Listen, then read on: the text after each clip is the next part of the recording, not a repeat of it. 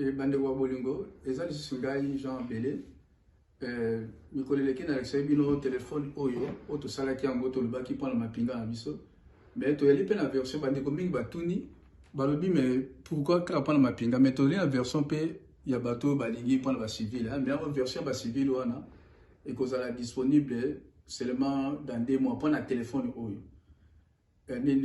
Parce que toujours préparé on a pour to sécuriser un peu ndenge tolobaki pour la sécurité en mboka na biso. Et dès que nous avons ba téléphone mingi oyo et ko salema na Congo, et pas na mboka na biso moko. Pour les élèves ya biso moko ba congolais.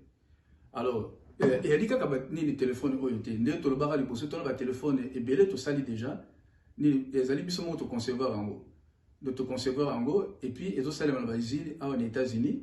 Mingi ezo salema na usine à États-Unis et puis ba mususu ezo salema na Hong Kong. Et ni neti oyo ezali téléphone ya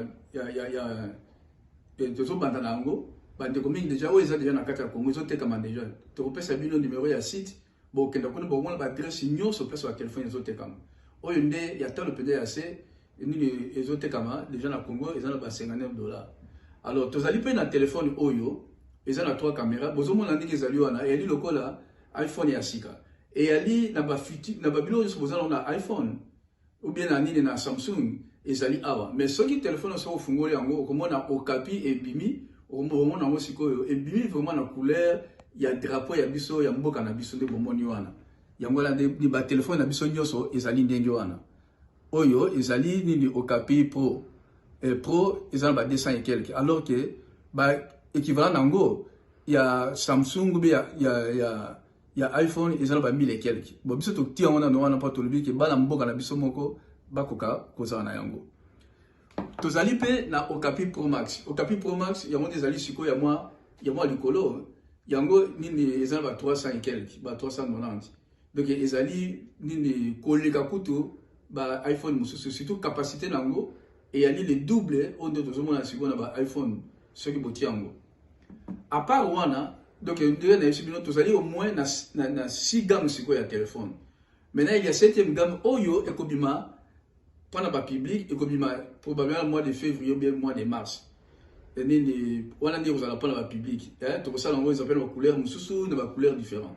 Et puis, tout ça, la mususu, tout ça, ultra P et Kobima ici comme on a dit la gamme Oyo ya sima. Et tout ça, on a dit tout ça, parce que tout l'ingi tout ça, la produit, la chaîne va produire mobimba. Omoni ndenge na lobaka na bino économie toza na mboka na biso siko ezali économie de masse tozo ba matière première na biso tozo teka ngo na ba paya alors que toza na nyonso na mboka toza na ba minéraux nyonso ba salon ba téléphone bino mo boyebi ngo na ko bisa bino te toza na bana baza mayele baza ba chômeur tozali na nini ba nini ezala ba ingénieur ba mathématicien ba informaticien ba juriste ba to bazo sala nini gestion ba comptable ba nyonso misele ko mona na ba biloko ndenge ya boye soki ba usine botami pa na biso tozo ko traiter ba minéraux na biso moko to sala ba téléphone kaka onde to nango to lingi to sala ngo mwa mingi de sorte que le to ali pe belé biso ba congolais atel ba pays mosu to ko importer yango ko exporter yango yango ni e ko sala économie na biso ba benga yango économie ya valeur ajoutée donc pour la mboka telema il faut économie to ba ki sa valeur na yango.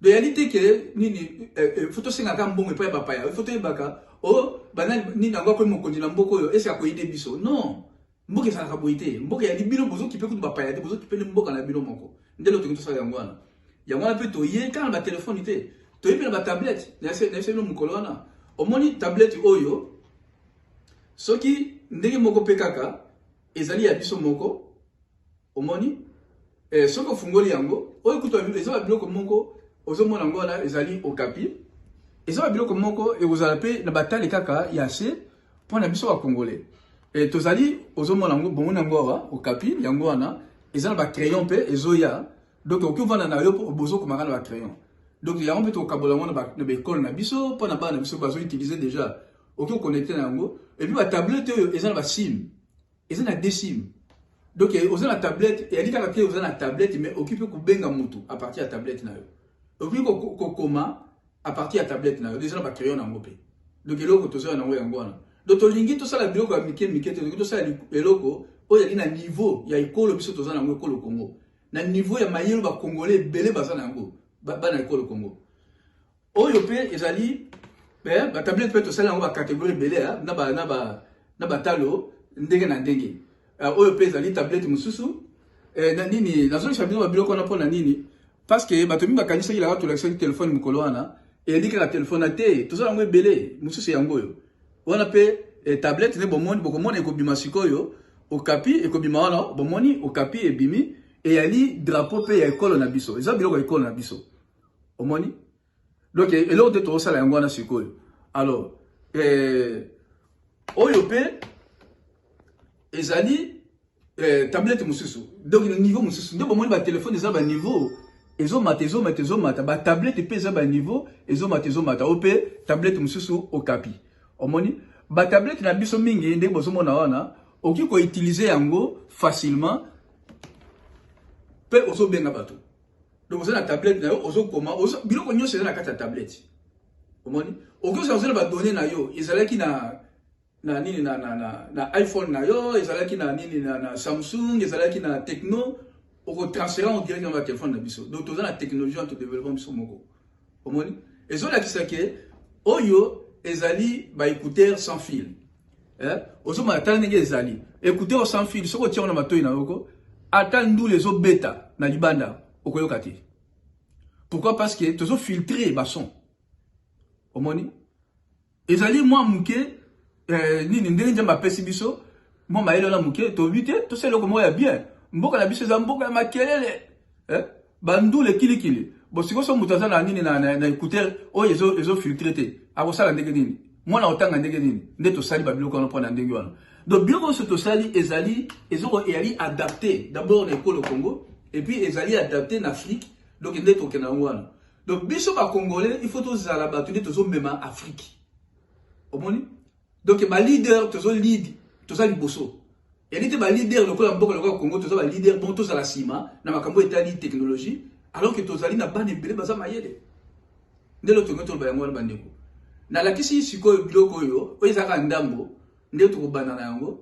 Pendant moi, les bandeko, bazo, bazo, comme moi, oh, tu tiens qui me colle to de la question téléphone amphibie na kati ya mai te ezali belé omoni ezali belé donc ni wana to la question kaka ndenge wana to moni ke ba de ba sutuki to le bino il faut to zongela ngo to la question ko ba bilo tout ba plan nyonso ba de ba monango. Et puis beaucoup de gens m'ont posé la question, mais vous parlez seulement lingala, mais les gens ne comprennent pas, tous les Congolais ne comprennent pas lingala. Nini Boli Misanga, vous m'excuserez parce que je connais, bon je comprends. Quand quelqu'un parle à Swahili, je comprends le Swahili parce que je suis né à Kisangani. C'était ma première langue. Mais quand on a grandi à Kinshasa, on a oublié. Mais quand quelqu'un parle, je comprends. Je ne vais pas parler à Swahili pour ne pas dire des choses qui ne peuvent pas être, tu vois, correctes. Je comprends aussi le Tchoulouba. Tu vois, parce qu'on a grandi à Kin. Donc, on comprend tout, le Tchoulouba, les Kikongo. Parce que les chansons à l'église, moi je suis catholique, les chansons à l'église, c'était dans toutes les langues, tu vois. Donc je comprends le Tchoulouba, mais je comprends toutes nos 4 langues nationales. Mais je parlais à Lingala parce que c'est les Lingala qu'on parlait à Kinshasa. Donc, mais les autres langues je comprends, mais je ne peux pas parler. Mais on va faire tout, dans les communications qu'on va faire, on va mettre toutes nos 4 langues nationales en 4 communications, tout ça. Donc, nous sommes là, merci Mingi.